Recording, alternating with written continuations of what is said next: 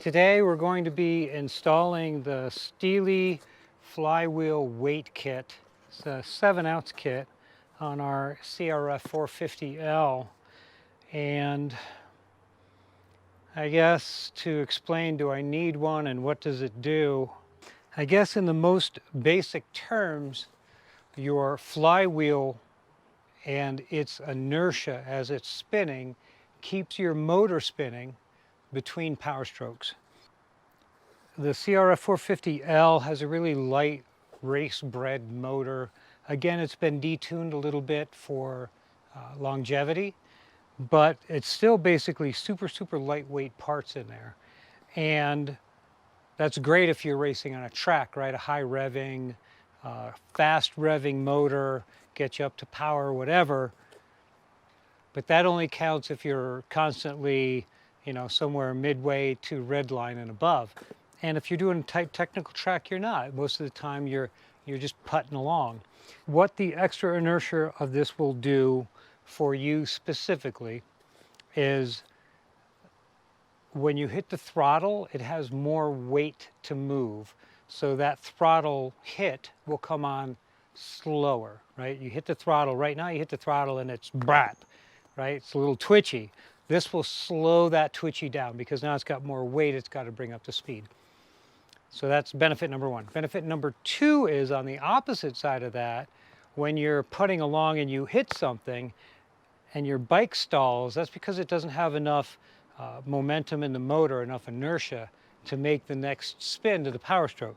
So this will also keep your bike from stalling on the other end. Now, I said keep from, it will reduce the chance of your bike stalling, and it will take your throttle response and smooth it out some more. Is it perfect? Nothing's perfect. But that's the purpose behind the kit. My kit came with the Tusk flywheel puller and all the other parts you need, which include packaging. Here's the actual flywheel weight itself. 7 ounces. It's really super light. It comes with the actual installing plate, which we'll get to. And oh, stickers. I love stickers. And then a little bag of parts and some press-on Loctite as well. So we're going to set all that aside. I'm going to let this actually cook out here in the sun. Out here in Colorado sun, that's probably going to get up to, I don't know, what's at the point where you can't pick it up? I don't know, 200 degrees, 150 degrees. I don't know, but that's how hot that thing's going to get just sitting out here in the sun. So next step is let's go knock the bike over.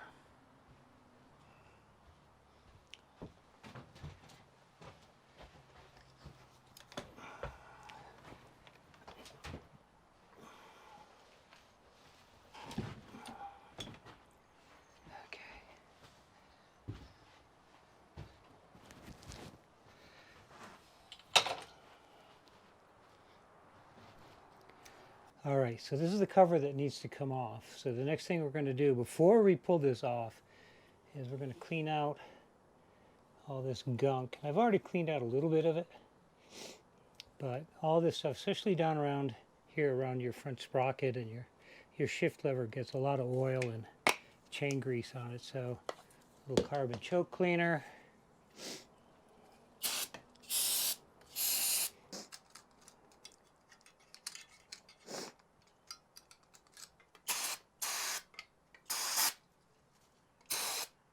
Next it comes off is the shift lever, which is an 8mm and kind of a pain in the ass to get to.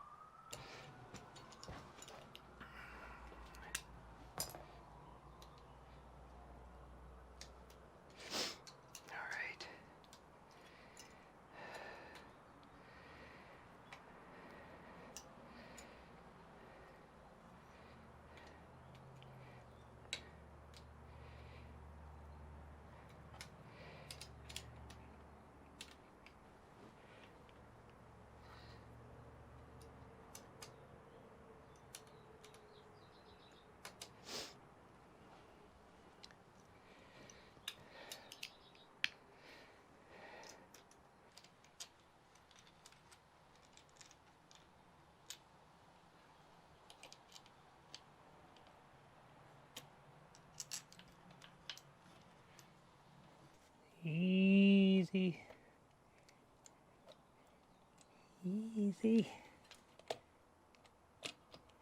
Without damaging the gasket. Ha ha ha. Never gonna happen.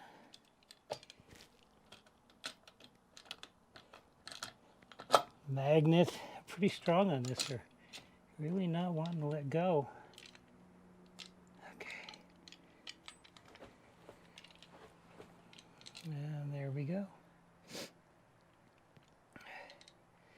And there's the gasket. So before I screw that up,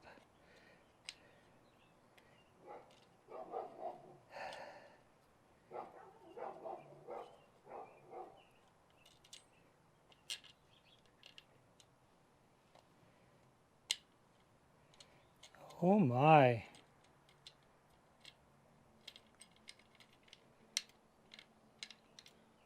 All right. There's the gasket.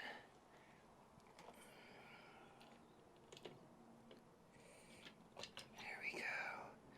All right, and there's your flywheel.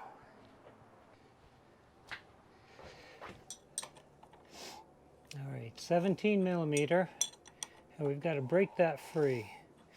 So we can put the bike in gear, in a high gear, and hope that'll hold it.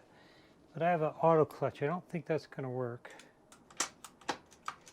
There we go. That's pretty high gear. I still don't think it's going to work. Again, I've got an auto clutch, so it doesn't quite grab the way it should.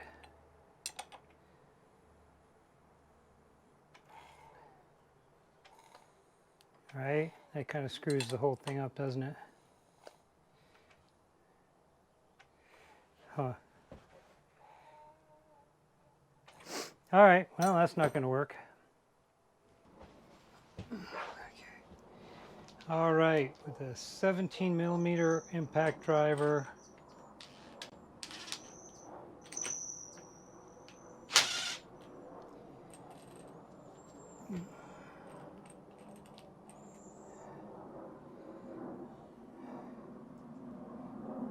All right, then your flywheel puller.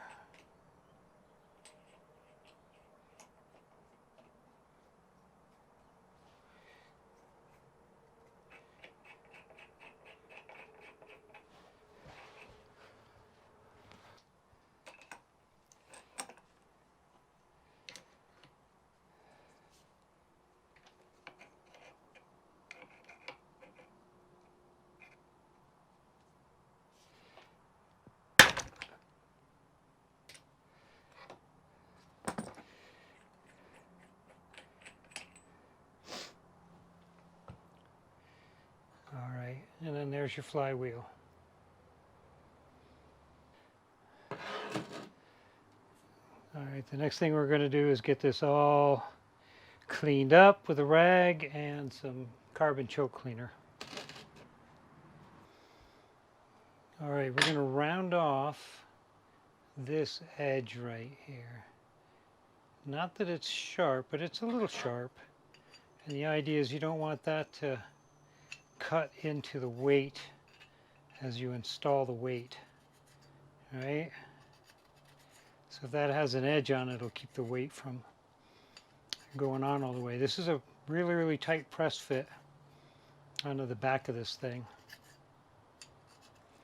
So we're just going to run a file, just round it off just a little bit.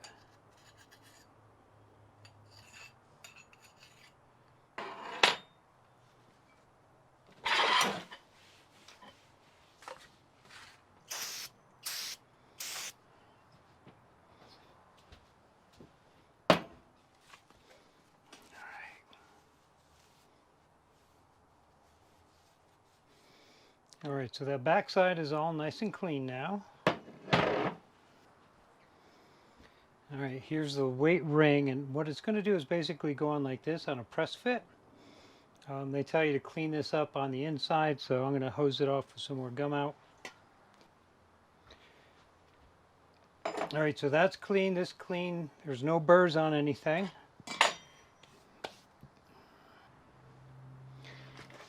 In our little packet of stuff, we've got this little thing of Loctite.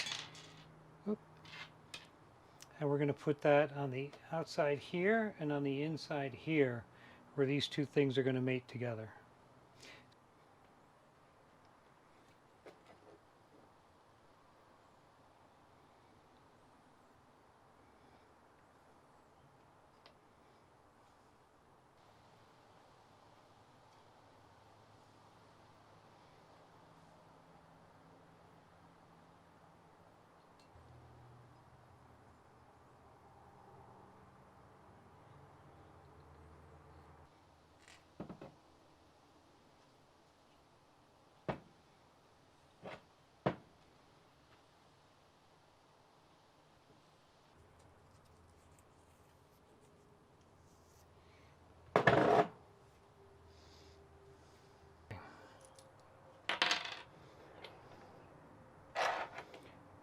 So the ring goes on here, and this plate goes here to pull it all together.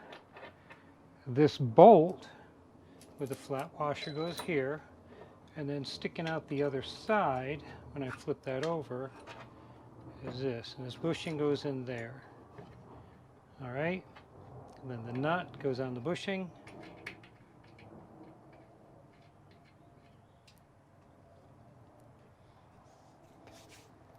All right, got this whole monstrosity together. It's a 9/16 nut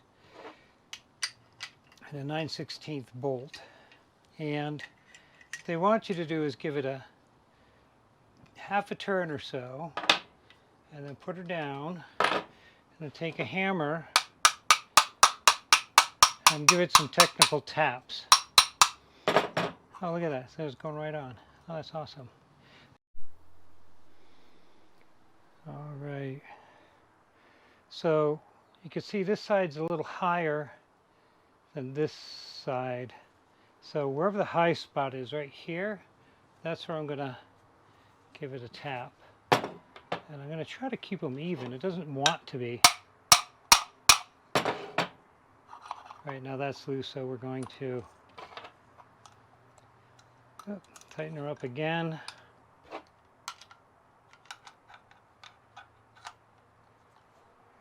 Just a quarter turn, right, and then I'm going to find the high spot, which is right here. Okay, hit it there until that gets loose again, etc. Ad nauseum, etc. Quarter of a turn. High spot. Oh, I don't actually see a high spot. If anything, it's over here again. All right, so I'm going to hit it here. It still sounds really hollow. So be sure it's not seated all the way yet. All right. Another quarter of a turn. High spots here.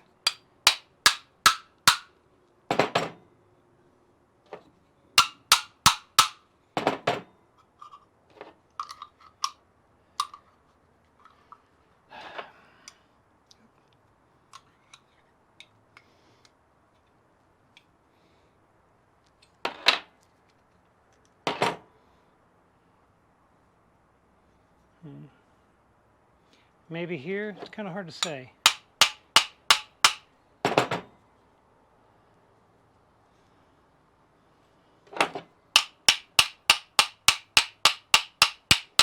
Actually, that sounds different, right? So maybe we bottomed out. Let's see.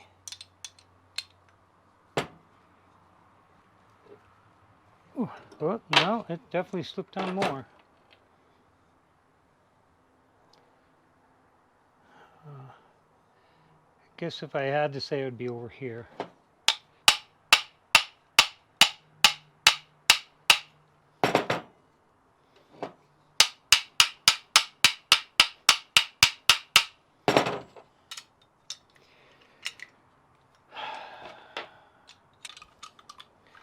All right, let's pull it off, see what it looks like.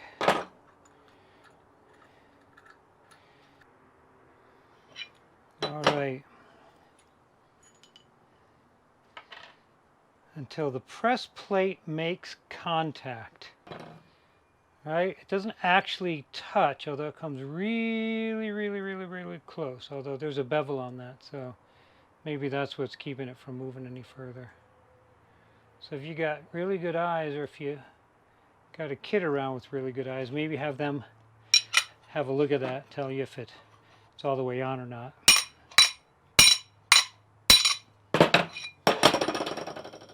To me, it sounds super solid, so I'm going to call that good. Next thing we have to do,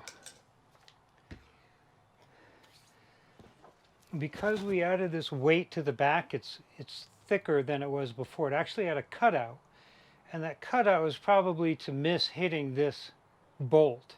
So you have to take that bolt out, and in your kit, you're going to have this little sleeve with a bevel and a little Allen head. And these are going to replace this so it's flat on top, right? So that your flywheel weight doesn't hit that anymore. So number one, we're going to take that out.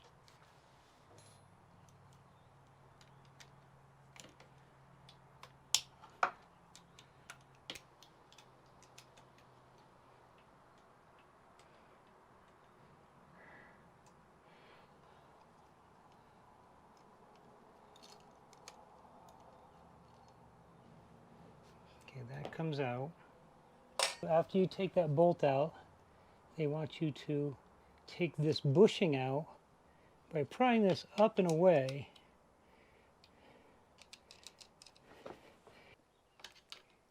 Oh, there it goes. All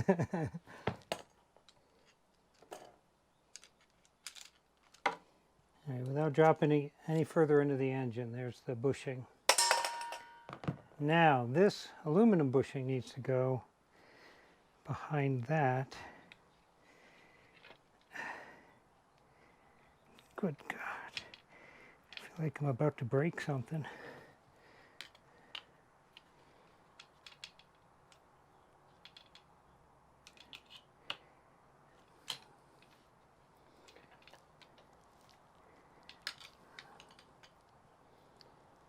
Okay. Come on. All right, well, it's right there.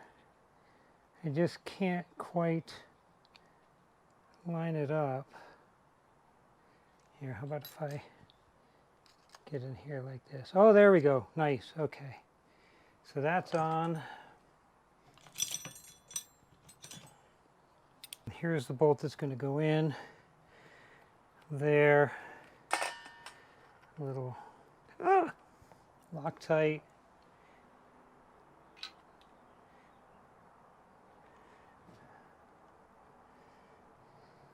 Snug it up. Okay, we're going to line up the key. The key's facing me. Easy peasy. There's the nut and the washer. And then that gets torqued to 52 foot-pounds.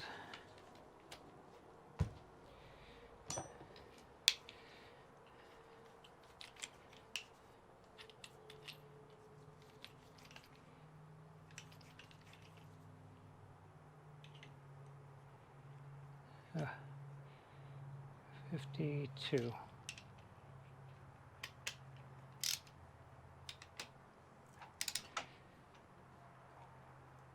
And this might be a little difficult for me to judge since I can't lock it out.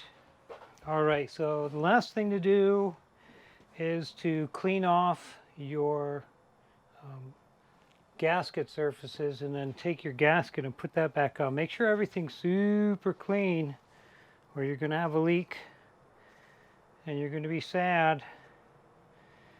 All right, and then it's just a matter of tightening all the screws down to whatever it takes. I'll figure it out. I'll post it somewhere. My guess is it's somewhere south of 10 foot-pounds. I know it's not much for these casings. And then just make sure you line up these little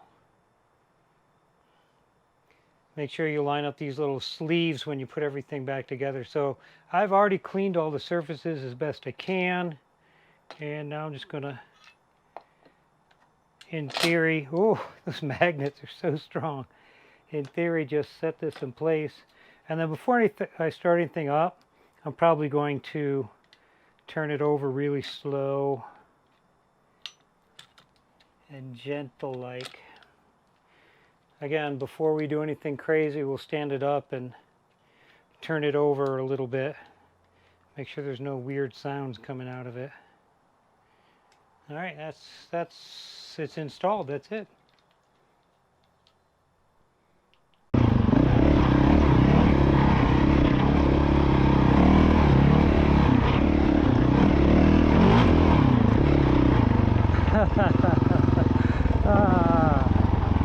All right, well, there you go. I mean, you're going to have to watch somebody else's video who doesn't have the auto clutch, and maybe rides harder than I do for sure. It's a difference, I can tell you that, but it's not a huge difference. It's just like, it's subtly smoother. I think I like it though.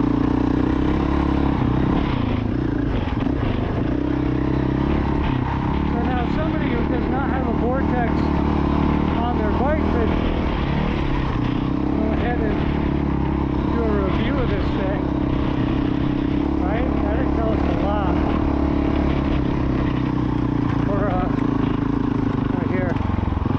I can't lug the motor, right? Because the clutch just disengages. I got nothing going on over there. Huh. Alright, well, there you go. That's the video. I'd love to say it's a game changer. I don't, for my bike, for my build, it's not. For a stock bike, it just might be. Again, it feels smoother. The bike feels bigger somehow. Not more power.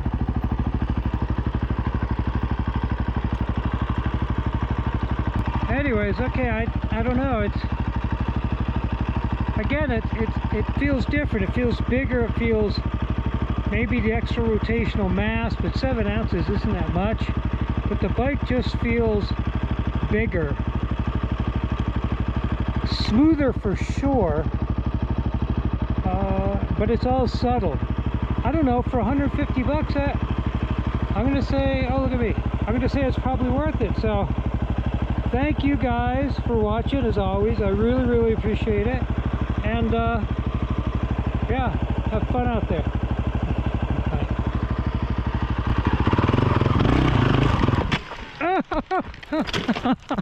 Look at that! It's stalled! I'm trying to forgive the sins of this thing, and I can't say that I'm blaming it 100% on the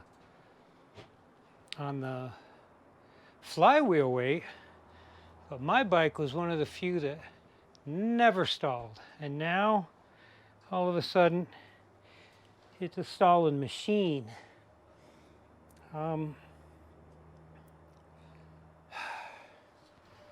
I don't want to blame it on the flywheel weight. I really don't, because I've heard so much good stuff. But my experience today has been, I'm going to sum it up. Forget everything I've said before.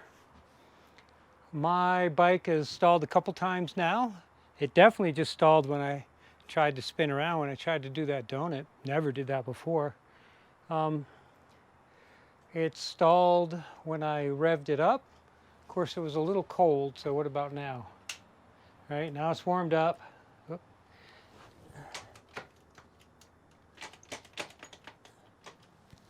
All right, what about now? Now it's warmed up.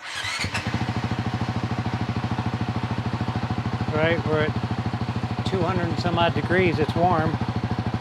So It's not stalling now. Huh.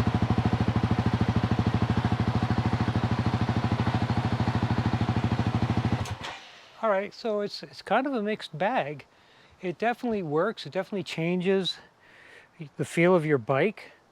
Again, the bike is steadier. It's definitely smoother. You just saw when it's warmed up, it revved just fine. But it did stall on me at the last second there. I don't know what to make of that.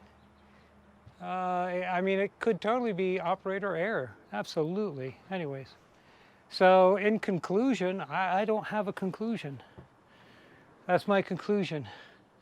To each his own, I guess.